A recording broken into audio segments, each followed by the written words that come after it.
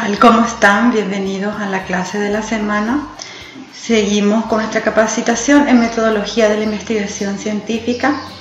Quien les habla, la profesora Griselda Salcedo. Hoy vamos a continuar con una parte muy importante, que es la parte metodológica, la parte técnica de armar qué camino va a seguir nuestro problema de investigación. Tenemos en la pantalla un esquema bien práctico de diseño de investigación. Existen dos posibles diseños de investigación cuyo propósito es, responder preguntas de investigación y cumplir con los objetivos. Y si hay hipótesis, pues someterlas a prueba. Los diseños pueden ser experimentales y no experimentales. Y hay algunas diferencias. Veamos que los diseños experimentales vuelven a dividirse en cuasi experimentos y en experimentales propiamente. Cuasi experimentos, implica homologación, comparación de grupos, dos grupos que vamos a ver más adelante, vamos a profundizar en esto. Y los diseños experimentales propiamente, que también trabaja con grupos, pero ya con grupos, grupo 1 experimental y el grupo 2 de control. Bueno, la verdad que en nuestro medio sabemos muy bien, muy poca aplicación tienen estos estudios con diseños experimentales, salvo aquellas instituciones que tienen carreras o que tratan temas de las ciencias básicas. Realmente en nuestro país falta más incentivos, quizás falta más insumos, más capacitación para trabajar con los diseños experimentales. Nosotros más bien, la mayoría de las instituciones superiores, estamos trabajando con los diseños no experimentales, que también tiene tipos. Están los estudios transversales, que también lo conocemos como transaccionales. Estas están otra vez subdivididas en los alcances que pueden tener. Los alcances exploratorios, descriptivos, correlacionales y explicativos. Y los longitudinales, que también se llaman evolutivos, también tienen las siguientes clasificaciones. Diseños de tendencia, lo que se conoce también con diseño trend, diseño de análisis evolutivo de grupos o las cohortes, los cohort, y los diseños en panel. Bueno, este es un panorama general entonces de los dos tipos de diseños que conocemos, no experimentales e experimentales. Bueno, veamos entonces la investigación no experimental, que dijimos sería transeccional o longitudinal.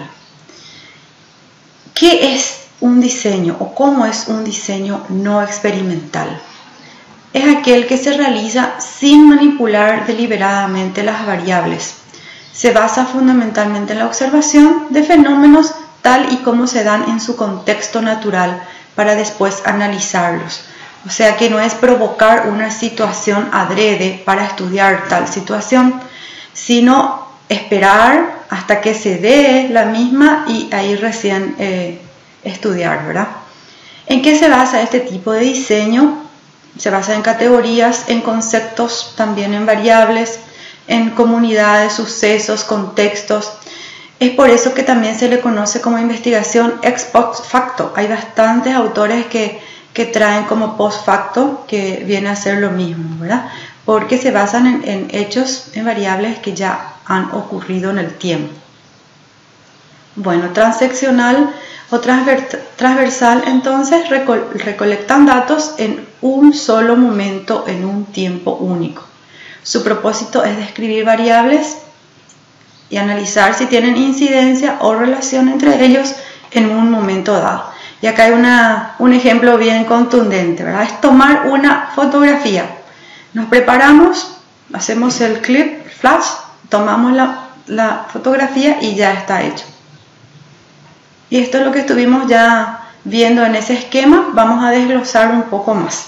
Los tipos de diseños transeccionales pueden ser exploratorios, descriptivos y correlacionales causales. Bueno, ¿por qué en esta clasificación no aparece experimentales? Y por la lógica que nos dice, ¿verdad?, que el alcance experimental o explicativo ya pertenece a un diseño tipo experimental. Y los otros 3 serían de un diseño no experimental, porque nosotros tenemos más costumbre, o sea que tenemos más práctica, experiencia, mejor dicho, en estos tipos de estudios. Exploratorio, descriptivo y también correlacional, aunque para ser sinceros en menor proporción ya estamos investigando en este tipo de estudio correlacional. Entonces los exploratorios sabemos muy bien que son recolectar datos, digamos, en áreas aún no fijadas, nuevas, quizás algo que estamos introduciéndonos recién en ese campo, en ese tema. Los descriptivos describen los datos, describen las categorías, los conceptos, tal como se dan, y las correlacionales tratan de establecer vinculaciones, relaciones, asociaciones entre las categorías, entre las variables. Estas serían las características. Bueno, en cuanto al otro tipo, los diseños longitudinales, como dijimos, están las de tendencia, que son aquellas que analizan cambios a través del tiempo dentro de alguna población en general. Su característica distintiva es que la atención se centra en una población. Le damos continuidad a ese mismo grupo, a esa misma muestra, cómo se da inicialmente una situación, cómo es a través del tiempo, después de 3 meses, e incluso después de un año, cómo sigue ese grupo. Le damos una continuación, ¿verdad? No tiene un corte en el tiempo, sino sucesivamente vamos aplicando los instrumentos a las observaciones, las técnicas, y vamos sacando nuevos datos y los vamos comparando desde las primeras observaciones hasta las últimas. También puede ser longitudinal evolutiva, examinan cambios a través del tiempo en subpoblaciones o grupos específicos. Y los diseños longitudinales en panel también. Estudia así el mismo grupo de sujetos medido en todos los tiempos o momentos, es decir, un seguimiento más controlado, más profundo. Bueno, aquí hacemos un corte para recordar y ir administrando también nuestra capacitación. ¿Cuáles son las partes constitutivas de un protocolo que comenzamos nosotros a desglosar y a ver?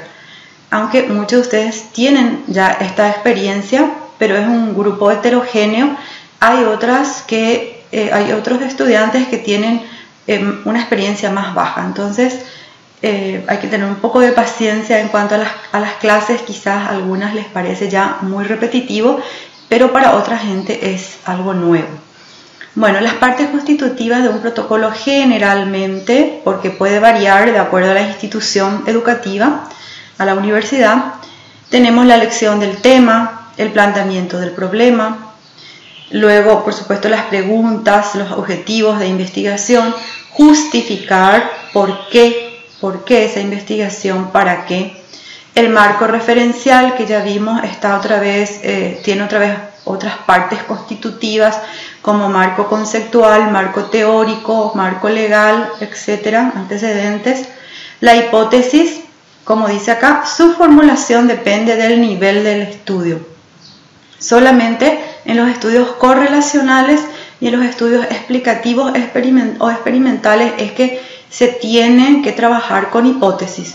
Si nuestro trabajo es un diseño descriptivo o exploratorio, no trabajamos con hipótesis. Si es cualitativo nuestro trabajo, también, dadas las circunstancias, se puede trabajar con hipótesis.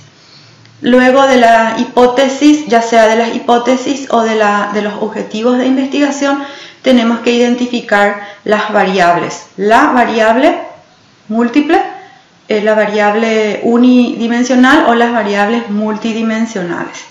Definirlas conceptualmente, porque esas variables pueden tener muchísimos significados, entonces hay que centrar bien en cuál de sus acepciones, en cuál de sus significados estamos trabajando en nuestro trabajo de investigación. Entonces seguimos Luego de definir, tenemos que descomponer, operacionalizar esa variable. Quiere decir descomponerla en sus partes constitutivas porque seguramente es una variable compleja. Entonces hay que ver cuáles son las dimensiones, hay que ver cuáles son los indicadores de esas dimensiones. Algo así como, voy a dar un ejemplo un poco tonto quizás, ¿verdad? Una ensalada de fruta es la variable. Tengo que descomponer, desglosar cómo está realizada esa ensalada de frutas. Y sus partes constitutivas o dimensiones serían, qué sé yo, manzanas, peras, banana, perfecto. Pero ¿qué pasa? Esa manzana, banana sigue siendo algo compleja, necesito descomponerla aún más. Entonces, ¿qué tipos de banana? ¿Cómo puedo volver a estudiar la banana? Banana de oro, banana carapé, etc. Bueno, eso es para que sonrían un poco durante nuestra clase también, ¿verdad? Pero vale para un ejemplo de en qué consiste la descomposición de las variables y después ver cómo la vamos a medir, a través de qué instrumentos. El tipo de investigación que estamos viendo dentro, o mejor dicho, primero el 8, el diseño que consta de estas subpartes que vemos aquí. El diseño, entonces, ver si es experimental o no experimental. El tipo de investigación quizás si será cualitativo, cuantitativo o mixto. La delimitación del tiempo, en qué tiempo y en qué lugar trabajaremos. La delimitación de la población y muestra, que ya desde aquí estaremos trabajando la clase siguiente, así como los métodos y técnicas e instrumentos para la recolección de los datos. Esos datos que luego serán analizados e interpretados. También siempre las consideraciones éticas, ¿verdad? Porque la ciencia no puede estar ajena a la ética, al buen proceder. El cronograma de todo lo que hicimos desde la elección del tema, bien minucioso, y los recursos que nosotros estuvimos o estamos utilizando, tanto en el sector humano, los materiales, los recursos que usamos y el costo de nuestro trabajo. Por supuesto, la bibliografía según las normativas APA, sexta edición, y los anexos que complementan nuestro trabajo. Bueno, seguimos entonces de aquí ya viendo lo que son los requisitos de un experimento, que dijimos la manipulación es intencional, lo hacemos adrede para ver cómo reacciona. Por ejemplo, queremos ver cómo estarían reaccionando los chicos que ven películas de terror, entonces a propósito los seleccionamos, les mostramos las películas de terror, todo fríamente calculado, como se dice.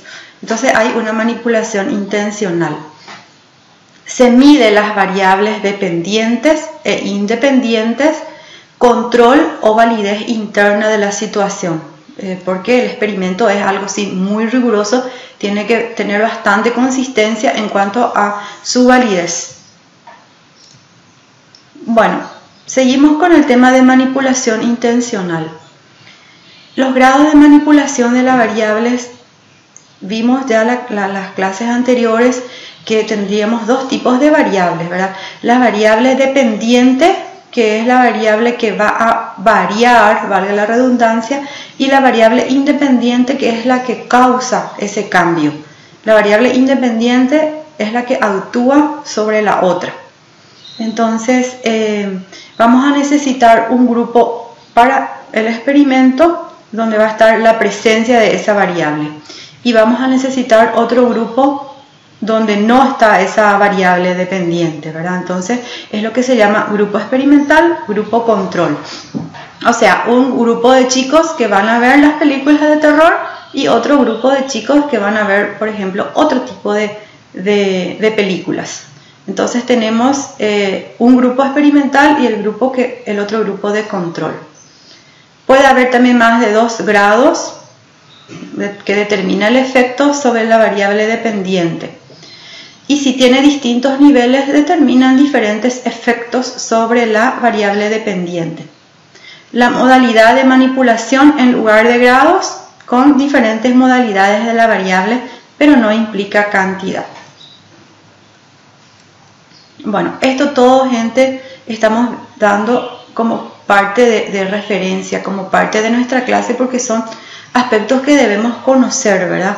Tienen ustedes bastante material, lean para poder profundizar, porque quizás con una clase, con un video nomás, esto no quedará claro, porque esto es un nivel bastante intrincado ya de la investigación, pero que alguna vez tendremos que llegar también hasta esta profundidad.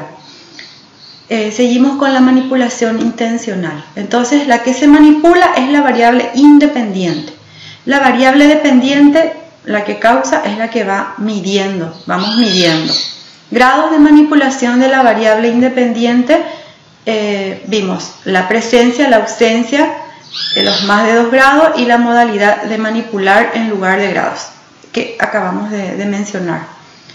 Bueno, acá tenemos el ejemplo en cuanto a presencia, que es grupo experimental, o ausencia, que es grupo de control. Dice, el grupo experimental viene a ser el que recibe el tratamiento o estímulo experimental. Y el grupo de control viene a ser algo así como el testigo. Es el grupo que no recibe el tratamiento o estímulo, para ir comparando ambos grupos. Y acá vamos si comprendemos mejor con el ejemplo. Violencia televisada. En el grupo experimental van a haber programas de televisión con contenidos violentos. Y en el grupo de control no lo van a ver, sino van a ver programas de televisión, pero sin escenas violentas. Entonces, ir comparando las reacciones de estas personas, o el comportamiento, o la conducta, o el efecto que tienen estos dos grupos.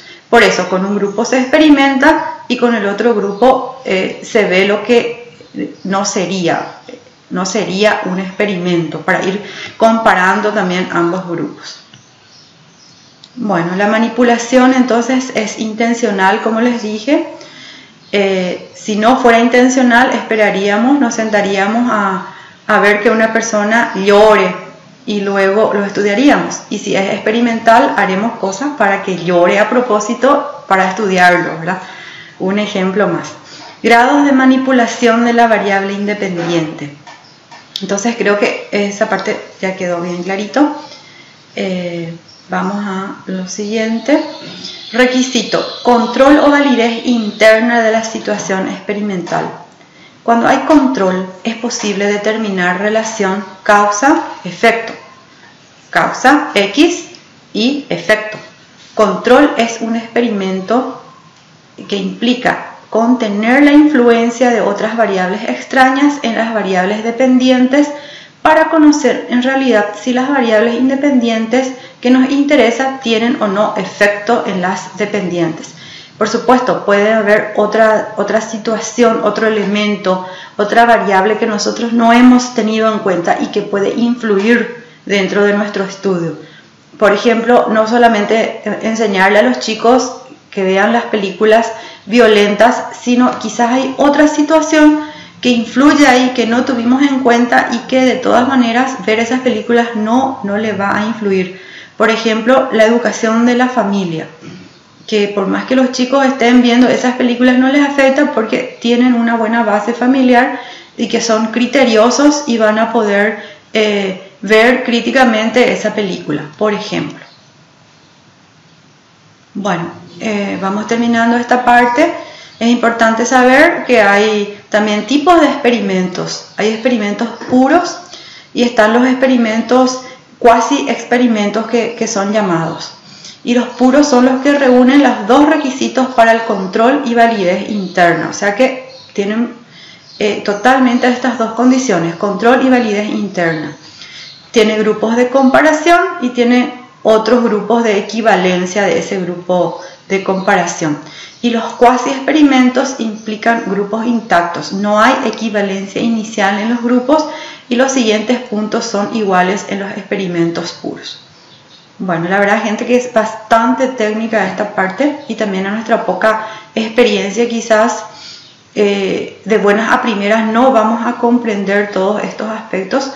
Lo que yo les recomiendo siempre es leer, tomarnos nuestro tiempo, comenzar leyendo el Sampieri, que es como una introducción, una guía general, y luego de ese material ir profundizando con otros libros. Entonces todo lo que es diseño experimental o no experimental vamos a tener que leer, profundizar más, preguntar para ser un poco autodidactas para comprender mejor. Esto es nada más mencionar que existen otra vez tipos de experimentos puros, como vemos acá, posprueba, preprueba, lo que se llama grupos de Salomón, diseños experimentales cronológicos, diseños factoriales. Bueno, esto mencionar nada más cuáles son los tipos de experimentos. Y ver también que hay dos tipos en cuanto al lugar, ¿verdad? Hay experimentos de laboratorio y hay experimentos de campo. Experimentos de laboratorio propiamente dentro de un espacio con todos los condicionamientos necesarios para hacer la investigación, y el experimento de laboratorio también no necesariamente es en un lugar específico, ¿verdad? Por ejemplo, si yo estoy investigando cuál de los tratamientos con caña de azúcar va a ser más valedero, mi laboratorio va a ser unas parcelas de tierra donde yo voy a cultivar, voy a tener mi grupo de control y mi grupo experimental. En mi grupo experimental voy a cultivar caña de azúcar con ciertos elementos, por ejemplo, energéticos o ciertos tipos de caña dulce diferentes, a ver qué tal reaccionan con el tratamiento que yo le hice a la tierra. Y en la otra parcela no voy a hacer ese tratamiento, sencillamente voy a cultivar los plantines de caña de azúcar en tierra común y corriente y voy a ir controlando un grupo con el otro. ¿Cuál de los cultivos de caña dulce sale mejor, verdad? El que yo modifiqué, el que cultivé en una tierra modificada con químicos, o el grupo que cultivé en una parcela con tierra común. Entonces ahí tengo mi grupo experimental y mi grupo de control. Están también los experimentos de campo, que podríamos llamarle de ese tipo, que es ir dentro de lo que es el espacio, el ambiente habitual, normal, natural de lo que yo voy a investigar. Bueno, último, pasos para un experimento solo a modo de referencia, porque tenemos que también por lo menos tener un conocimiento, una información sobre esto. Decidir cuántas variables independientes y cuántas variables dependientes deberán incluirse en el estudio. Primero, elegir los niveles o modalidades de manipulación de la variable independiente y traducirlos en tratamientos experimentales. Luego, ¿qué haremos? Desarrollar el instrumento o los instrumentos para medir esas variables. Seleccionar las muestras. Sabemos que las muestras no necesariamente son personas, ¿verdad? En el ejemplo que yo les acabo de dar, la muestra es esos plantines de caña de azúcar. Si son personas, reclutar las muestras. Seleccionar el diseño experimental apropiado para la hipótesis. Realizar las equivalencias de grupos en los experimentos puros y aplicar la preprueba, el tratamiento en sí y la postprueba. Bueno, hasta aquí. Gracias. Por favor, no se preocupen, que no es algo, quizás nos parece algo complicado la parte de diseños experimentales, pero yo sé que leyendo vamos a ir comprendiendo mucho más. Muchísimas gracias por la atención.